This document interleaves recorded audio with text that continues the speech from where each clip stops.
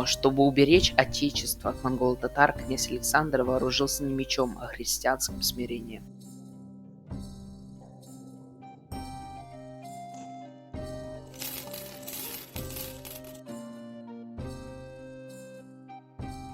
Он был одним из тех людей, которым дано было опередить свое время. Стефан избрал для себя миссионерское поприще. С юности, зная язык пермячей, проповедник составил для этого бесписьменного народа азбуку.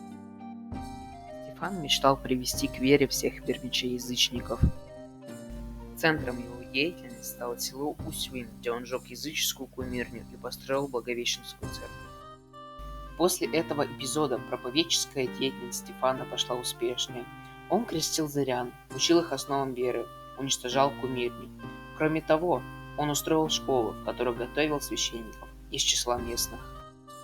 Стефан стал крупнейшим за всю историю русского православия миссионером, который не мечом, а словом и проповедью раздвинул границы России до Сибири.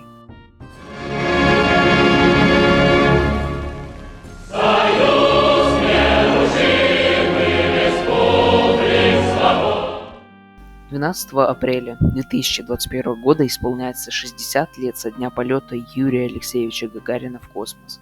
Историческое значение полета Гагарина в космос заключается в том, что легендарный первый полет человека в космос – великое событие не только для СССР и его правопреемницы России, но и для всего мира.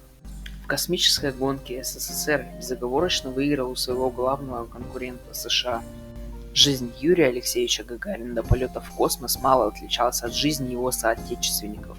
Но благодаря его личностным качествам он стал не только истинным патриотом своей родины, но и являлся образцом сильной личности для современных детей и подростков в целом. И особенно для учащихся кадетских классов.